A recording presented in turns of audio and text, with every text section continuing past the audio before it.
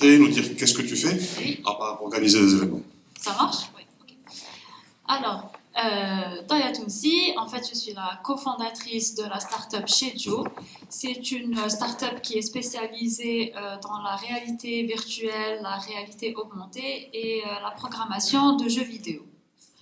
En gros, c'est ça. Très bien.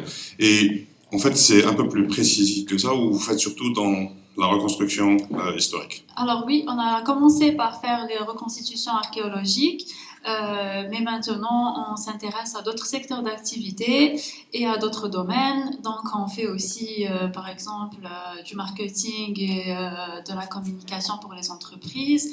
On fait des jeux vidéo pour le grand public. Donc voilà, on essaie de se diversifier. Excellent, c'est toujours ce qu'il faut faire. Donc, à côté de vous, donc, il y a notre deuxième invité, donc Raouf Belhamra, c'est bien ça? Donc, Raouf, est-ce que tu peux nous dire ce que tu fais? Bismillah. Donc, déjà, bonjour, bonsoir, je sais pas. Bonsoir. Je suis Raouf Belhamra. Sur le net, je suis appelé Hokkaido. J'ai l'honneur d'être le gérant d'une magnifique équipe d'une boîte médiatique à l'international, bureau d'affaires en Algérie et organisateur d'événements. Nous sommes le site numéro 1 de Nord-Afrique dans la culture populaire, qui traite culture populaire, le 6e dans toute la région MENA, l'Europe et l'Amérique, on ne parle pas.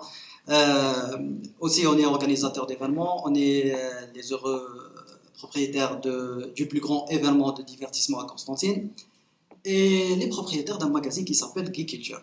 En gros, c'est ça. Excellent. Et on termine avec donc Fares Ben Youssef.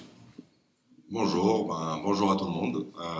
Je suis Fares Ben Youssef et je suis le cofondateur de la boîte Insight 360 qui est spécialisée dans tout ce qui est réalité augmentée, réalité virtuelle et toutes les solutions XR et la culture XR qu'on cherche à faire développer un peu dans le marché algérien. D'où le sujet du panel, justement. On va essayer de partager quelques expériences et quelques avis sur le sujet. Très bien. Donc, après, je vous dirai quelques petits trucs et je laisse la parole justement au panel. J'ai noté une petite phrase qui me trotte tout le temps dans la tête, c'est la réalité virtuelle, moi, ce que je l'appelle, c'est l'endroit où on a tous peur de vouloir vivre dans le futur. Donc, c'est un peu, on sait tous que ça va venir, on sait tous que ça va être omniprésent, on sait tous qu'on va passer énormément de temps à l'intérieur et on a tous peur de ça. Mais aujourd'hui, on va essayer justement de vulgariser ça pour tout le monde, mais pas du côté consommateur, plus du côté entreprise. Qu'est-ce qu'on peut faire de cette technologie et des technologies qui viennent autour pour pouvoir soit faire du business, soit améliorer l'économie en Algérie et ainsi de suite. Donc, je vous laisse maintenant la parole. Chacun d'entre vous donc, a quelque chose à présenter. Je suppose que tu avais des slides tout à l'heure, tu m'avais dit. Oui, alors les slides, je sais pas. Les slides de M. Ben Youssef, vous les avez? Je voulais un petit peu mettre l'accent sur les solutions et ce qu'elles peuvent apporter dans le marché et dans plusieurs secteurs d'activité. Aujourd'hui, on est surtout sur du divertissement quand il s'agit des solutions immersives, mais derrière, ça peut être le cas, c'est des cas d'application pour différents domaines, dans le médical par exemple, ça peut être très utile pour les process, aussi dans le domaine de l'industrie, dans le domaine de la formation et de l'éducation, ça c'est hyper important aussi de mentionner ça. Je pense que dans quelques années, la formation, le training, le onboarding dans des entreprises ou alors dans tout ce qui est universitaire aussi, je pense que cette technologie va intégrer aussi ce domaine-là de la pédagogie et de l'académie. Et il y a beaucoup de cas pratiques aujourd'hui dans le monde. Ici en Algérie, c'est vraiment assez balbutiement, donc on est dans les tout débuts. Et je pense que dans quelques années, ça commencera à vraiment se développer, mais ça ne se fera pas sans un écosystème. Donc avec beaucoup d'acteurs comme Shedio Design, comme la boîte de la Raouf. Et je pense qu'en multipliant ce genre d'initiatives sur le terrain et sur un marché algérien qui est, je pense, très porteur et très fervent, qui accueille en tout cas bien cette nouvelle technologie, et d'autant plus qu'elle est utile pour de nombreux domaines. J'aimerais aussi avoir vos avis autour de ça pour... Oui, tout à fait. Et puis moi, ce que j'avais envie de dire, c'est que je vois que les étudiants s'intéressent vraiment beaucoup, la jeune génération s'intéresse vraiment beaucoup à tout ce qui est nouvelles technologies, programmation. Donc, en fait, ils veulent comprendre comment ça marche. Quand ils jouent à un jeu vidéo, c'est pas comme nous à l'époque, on jouait pour s'amuser. Eux, ils jouent pour s'amuser, mais ils essayent de comprendre aussi comment ça marche. Il y a une Et démarche donc, pédagogique. exactement. Et donc, ils se lancent dans la programmation à titre comme ça, c'est juste pour apprendre. Et je pense qu'il va y avoir une vague de programmeurs en VR, en jeux vidéo et en XR très prochainement en Algérie. Oui. Je pense aussi que c'est une culture qui est en train de se développer et il y a beaucoup de portes qui s'ouvrent aussi au niveau des facultés. Oui. Ça, c'est important de le mentionner. L'intérêt est là. Beaucoup d'étudiants qui ne sont pas du domaine du code, mais qui intègrent aussi en autodidacte ces technologies-là et qui les comprennent et qui voient aussi l'utilité derrière. Donc oui, effectivement, il y a beaucoup d'étudiants, beaucoup de jeunes maintenant qui sont dans le domaine. Donc on est assuré côté technicité de la chose. On attend de voir un bon vivier de compétences justement pour foisonner un petit peu cet écosystème et qui se développe. C'est grâce à ça justement qu'il peut se développer avec ces compétences-là. Et puis des acteurs économiques qui peuvent aussi travailler et œuvrer à ce que ça se développe. Mais justement, en fait, le côté compétences, on le sait tous en Algérie, on n'a jamais eu de problème par rapport à ça. On a tellement de compétences qu'on se les fait voler tout le temps. Donc ça n'a jamais été un souci. On sait qu'on est très compétent, on est très technique, on est très créatif. Le cerveau, on n'a rien à revoir avec personne dans le monde. On n'a rien. On a la matière grise. La matière grise, on a. Par contre, comment... Donc déjà, est-ce qu'on peut expliquer à tout le monde et simplifier, vulgariser, qu'est-ce que c'est que le VR et le XR dont tu as parlé? Parce que, alors, on va toujours parler de VR, AR, et maintenant on peut entendre parler aussi de XR. Qu'est-ce que c'est que ça? En fait, la XR, c'est juste le mélange des deux. En fait, c'est toutes les technologies immersives. Voilà, c'est la réalité étendue. On appelle ça extended reality. C'est le mélange entre la réalité augmentée, la réalité virtuelle, et puis la réalité mixte aussi, qui est en cours de développement chez de nombreuses firmes internationales. Donc, on parle aussi de Meta, on parle de Apple bientôt. Apple qui va lancer son casque de réalité étendue. Donc, ce sera un casque qui va permettre aux gens de vivre leur réalité, mais avec des augmentations. Et ça peut aider énormément de domaines comme la chirurgie, comme le médical, l'éducation aussi, la géographie. Bon, je donne ça à titre d'exemple, mais les cas d'application sont divers et variés. Et voilà, la AR, c'est la réalité augmentée, c'est une réalité avec de l'augmentation. Et généralement, c'est la 3D qui vient augmenter cette réalité. La réalité virtuelle, c'est des mondes virtuels dans lesquels on s'immerge complètement et avec lesquels on peut interagir à l'intérieur. Voilà, ça c'est pour le petit résumé. Excellent. Donc, on va essayer de faire tourner tout le monde et je vais passer à la deuxième partie de vulgarisation. Donc, aujourd'hui, j'aurais des doutes si personne ici n'avait jamais entendu parler de VR ou d'AR, mais ça vient surtout sous un aspect qui est le plus connu, qui va être celui des jeux. Donc, les jeux, c'est la première utilisation qu'on va rencontrer en général, que ce soit VR ou AR. Bien que AR, on a eu un seul super exemple, ensuite, il n'y en a pas eu d'autres, c'était Pokémon Go. Donc, aujourd'hui, je demande à la Raouf. Donc, par rapport à ça, qu'est-ce que, aujourd'hui, si je veux mettre au VR, je veux tester cette technologie, bon, vous pouvez la tester là-bas, parce qu'il y en a plein qui sont en train de faire des démonstrations, mais je veux avoir ça chez moi. Comment je fais? Qu'est-ce qui est faisable en Algérie? Bon, je peux être un peu agressif, donc... Aussi agressif que tu veux, sans taper quelqu'un. Bien sûr. J'espère. Bon, alors, personnellement, si je peux dire ça comme ça, pour moi, la réalité virtuelle et l'introduction en Algérie, c'est un échec. Il y a eu un échec quelque part. Le quelque part, c'est la vulgarisation, comme on dit. Et c'est tout le thème de cette conférence. Parce que, maintenant, quand tu fais déjà, comme tu l'as dit, tu peux tutoyer. Bien sûr. Ouais, comme tu l'as dit, on voit que la VR, ils croient que la VR et la AR, c'est beaucoup plus dans le domaine du jeu vidéo. Alors que c'est un outil pour simplifier la vie, littéralement. littéralement, tu peux l'utiliser partout pour te déplacer, pour faire des travaux pratiques, pour dépenser moins, etc., etc. Le souci maintenant, c'est l'idée. Maintenant, tout le monde, je l'espère ici, a connaissance du VR et AR, mais ils ne sont pas le public visé. En vrai, parce que pour les constructeurs, pour les Apple, pour PlayStation, nous sommes un public acquis, c'est bon.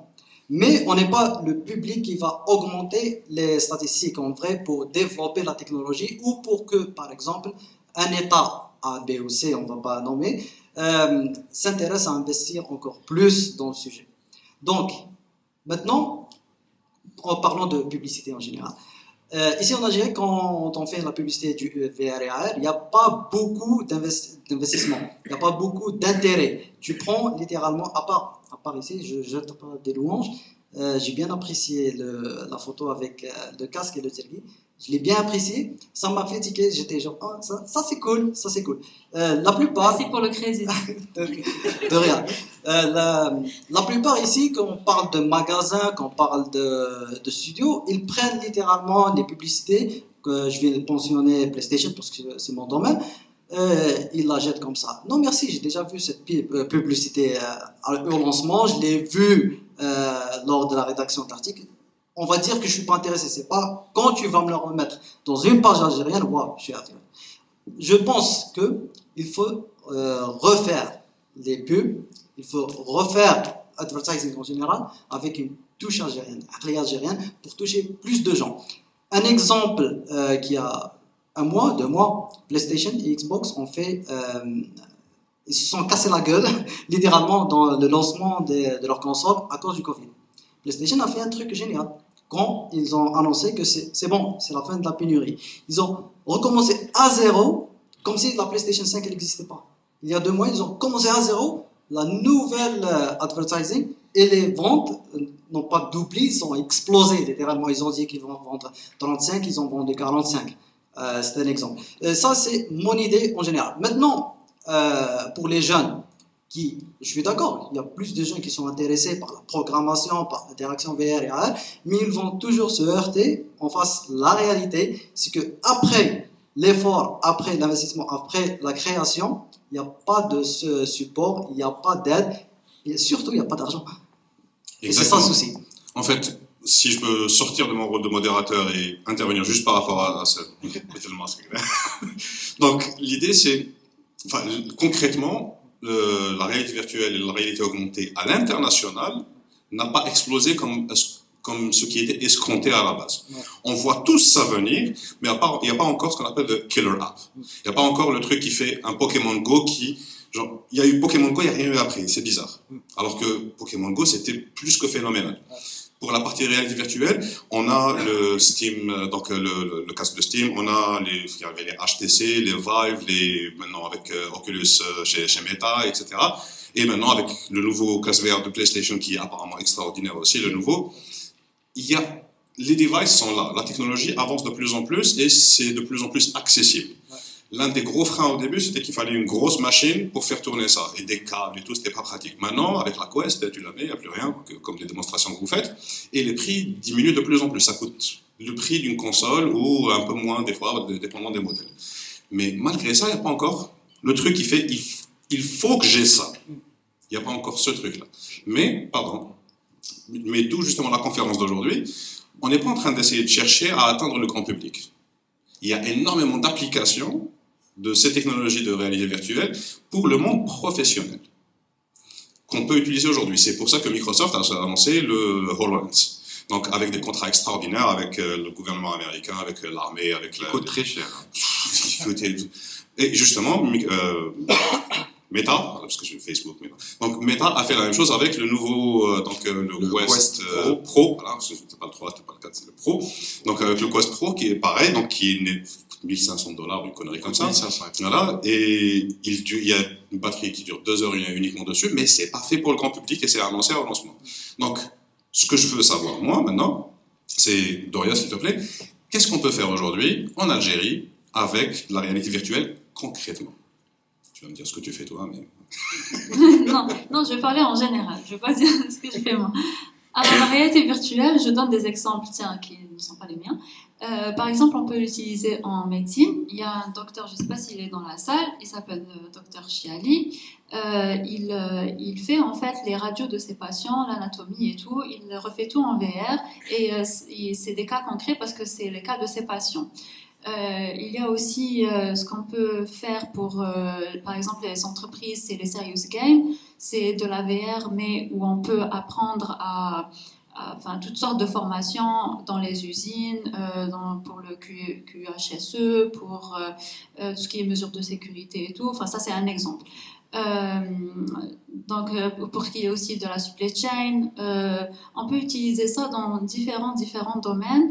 Et en fait, moi, je pense que il y a des entreprises, enfin, toutes les entreprises peuvent avoir un volet VR pour que ce soit en interne ou pour leur marketing ou pour leur communication. Mais je pense qu'ils n'ont pas encore vu l'intérêt réel ou l'impact réel de ces technologies-là sur leur marque ou sur leur chiffre d'affaires ou sur voilà. Il leur faut un cas concret de réussite, je pense, de ces technologies-là pour qu'il y ait une vraie demande de leur part. Si je peux me permettre, c'est pas vraiment ce qu'il faut. Malheureusement, pas en Algérie, mais partout dans le monde, l'écrasante majorité des gens et des entreprises n'adoptent les choses que quand c'est trop tard. Oui. Que quand l'adoption c'est déjà faite. Par exemple, l'exemple que je sors tout le temps dans mon domaine, c'est TikTok. Oui. TikTok depuis 2007. Et TikTok c'est extraordinaire, mettez-vous-y. On est en 2023. TikTok capable de alors que c'est trop tard, c'est bon, on a déjà un peu. Donc, ça, il va se produire la même chose pour le VR, il va se produire la même chose pour l'AR, il va se produire la même chose pour l'AI, il va se produire tout le temps, c'est toujours le même phénomène. Mais justement, ce que tu dis, c'est ce que je recommande en général aux gens, et ceux d'entre vous qui voudraient se mettre à ce genre de technologie, n'essayez jamais de convaincre des gens qui ne sont pas convaincus. Allez travailler avec ceux qui sont déjà en train de travailler dans le domaine. Oui, tout à fait. Donc, maintenant, oui. Si je peux me permettre le point Adam, je suis d'accord et pas d'accord. Parce que, comme tu l'as dit, il y a deux aspects de la réalité virtuelle. Il y a le grand public, il y a les professionnels. Maintenant, ici en Algérie, c'est pas que la faute des entreprises. C'est aussi notre faute à nous. Parce qu'on n'a pas expliqué le VR et AR aux gens. On n'a pas expliqué leur utilité réelle. Je vous donne un exemple. Nous, les gens qu'on utilise le VR, on est bien arrangé qu'il y a déjà un public gaming qui l'utilise. Mais en vrai, l'entreprise, elle aussi, elle croit que le VR, c'est que le gaming. Donc, quand tu vas te dire, OK, je vais te faire une maquette avec le VR. Dès que tu dis VR, il te dit, ah, le gaming. Donc, toi, tu as déjà 50% de ton business plan qui tombe à l'eau parce que déjà, vis-à-vis comment ils voient le gaming, etc., etc.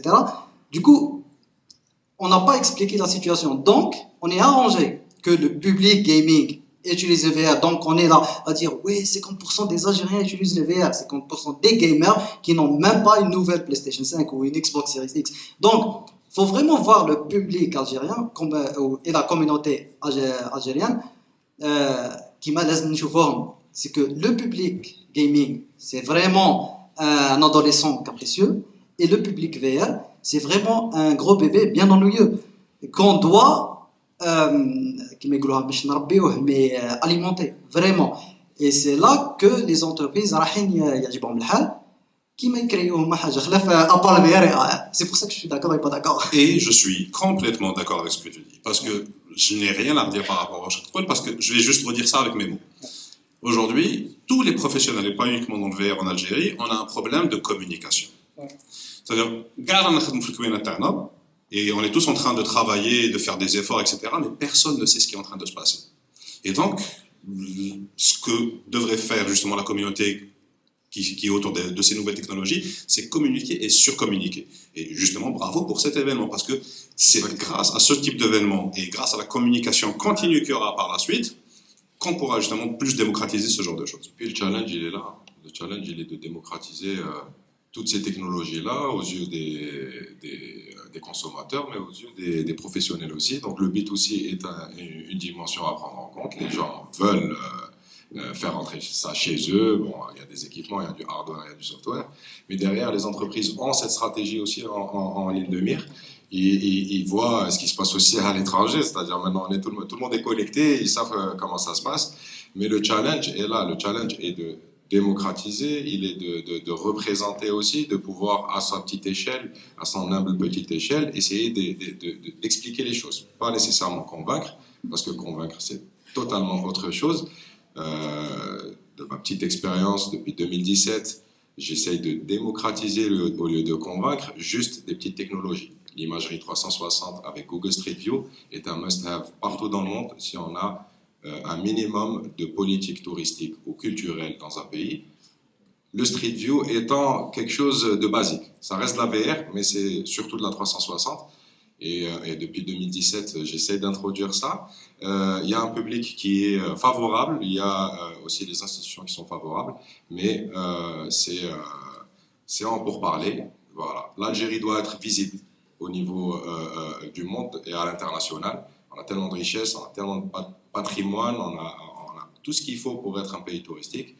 Il suffit de passer à l'opérationnel et de faire les choses pour arriver à des résultats. C'est ça le plus. Alors, pardon, je vais revenir dans mon rôle de modérateur, voilà. Et je vais vous poser 3 questions et chacun d'entre vous va prendre une de ces questions. C'est des questions généralistes, mais qui vont aller en termes de difficulté et de complexité. Elles vont bien s'élever. Donc, première question. Qui d'entre vous peut me donner une réponse par rapport à la question? Qu'est-ce que vous avez appris de votre expérience en travaillant dans le domaine du VR en Algérie? Qu'est-ce que vous avez appris et qu'est-ce que vous pouvez partager à ceux qui voudraient le faire?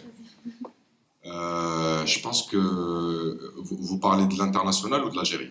L'Algérie. L'Algérie, très bien. L'Algérie, aujourd'hui, dans le domaine de la VR ou de la XR, elle n'a pas assez d'acteurs économiques. C'est-à-dire que pour développer un écosystème, c'est simple, on n'appelle pas ça des concurrents, mais on appelle ça des acteurs économiques. Il faut que plus de startups s'y mettent, plus d'agences ou plus d'entreprises s'y mettent. C'est comme ça qu'on peut développer une économie autour de ça, et un marché surtout. Derrière, les premiers vont faire de la démocratisation. Ils vont essayer d'être ambassadeurs, ils vont essayer de transmettre le message. Après, il y a des mastodontes comme Mark Zuckerberg qui va venir et va dire « c'est le futur ». On est tous d'accord parce que c'est Mark Zuckerberg qui l'a dit. Donc ça, c'est aussi dans l'air du temps. Donc on est obligé, l'Algérie doit être aussi à la page des nouvelles technologies et être dans la même lignée pour un développement éventuel. Et derrière, les entreprises doivent aussi ouvrir les portes aux startups, aux jeunes startups, aux jeunes équipes. Nous, on est une toute petite équipe et on est... je suis plus âgé, j'ai quelques cheveux blancs, mais je ne suis pas très âgé. Il faut donner la chance aux jeunes parce qu'ils sont digitalisés, ils sont connectés, ils savent comment ça se passe. Derrière, c'est la modélisation business qui compte aussi. Donc, c'est le modèle économique. Si c'est viable ou pas, c'est viable parce que les cas d'application sont là. Derrière, il faut qu'il y ait de l'initiative. Ça, c'est important. Et à mon avis, il faudrait que dans les incubateurs, dans les organismes les pépinières d'entreprise, les organismes qui font émerger des talents ou des capitaux, des sites, ils fassent évoluer cette technologie-là et qu'ils poussent un petit peu plus vers ça. Très bien, merci. Donc, la deuxième question, donc maintenant vous n'êtes plus que 2 à pouvoir répondre. Donc, aujourd'hui, le VR en Algérie, est-ce qu'on peut gagner de l'argent directement en créant une entreprise qui travaille dans le VR ou qui est dans la périphérie du VR? Et comment? Ouais. Se spécialiser uniquement dans la VR, c'est quand même un petit challenge, on va dire. Nous, c'est ce qu'on a fait, c'est vraiment de se spécialiser que dans ça. Mais je vois que nos partenaires tournent autour des services qui sont autour de la VR. Tout ce qui est digitalisation, marketing digital, etc.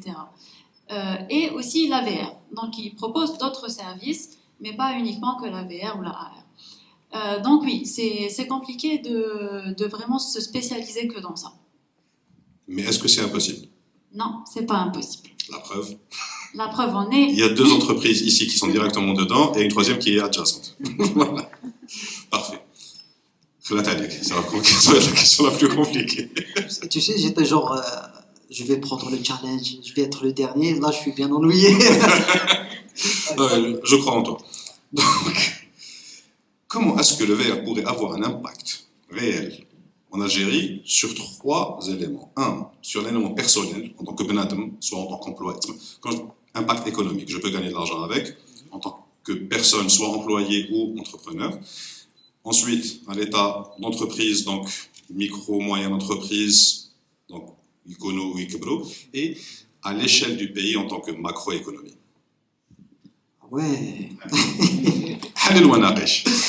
Bon, en vrai, c'est facile, c'est un peu facile. Bon, en vrai, genre, pour moi, d'abord, quand tu dis VR, faut vraiment, avant de s'attaquer, s'acheter, ou bien de commencer à utiliser le VR, faut vraiment être honnête avec soi-même et dire, oui, je vais acheter le VR, soit pour ne pas acheter un téléviseur, pour juste mater quelques films, je vais acheter le VR pour faire du gaming, je vais acheter le VR pour faire une entreprise, je vais acheter le VR pour changer le monde.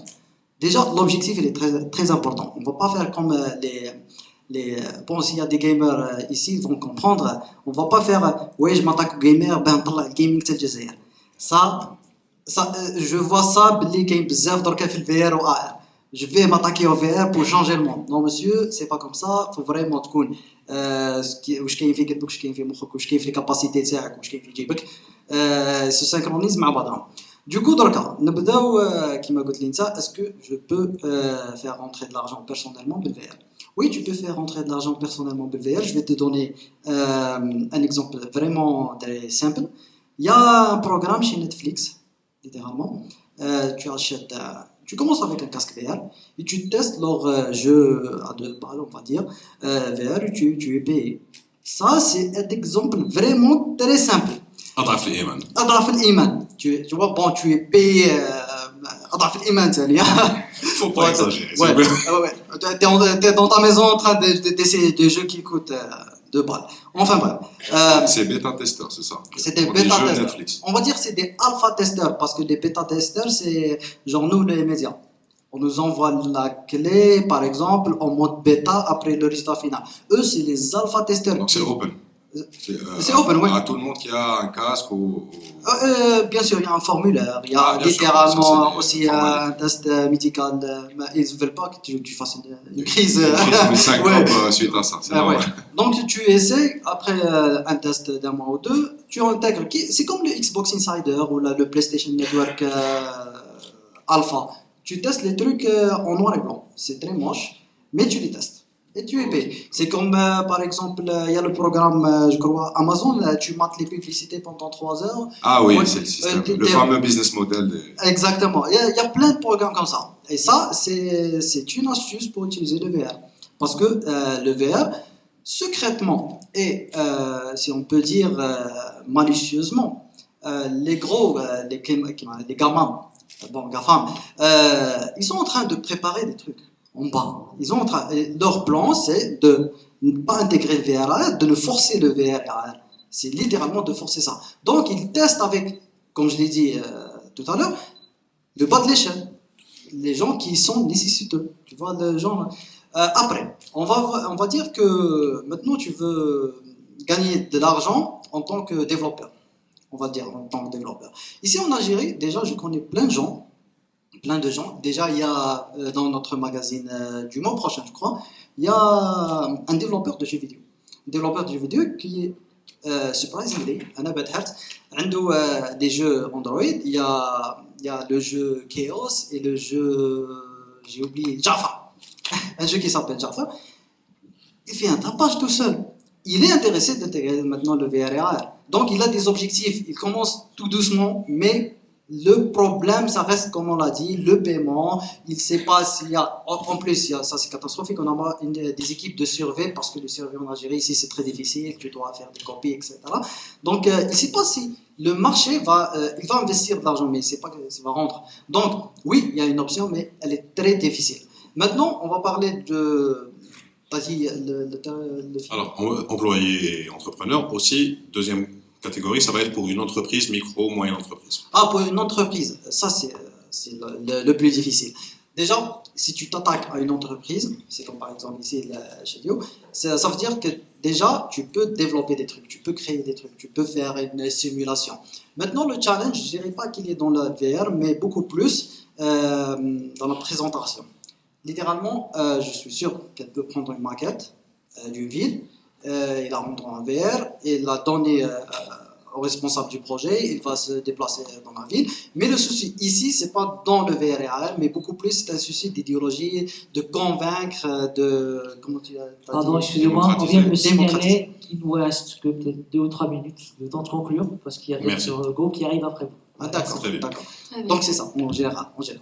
Et donc, voilà, maintenant, est-ce que ça peut impacter le macro? Je vais répondre pour aller plus vite. Donc, pardon.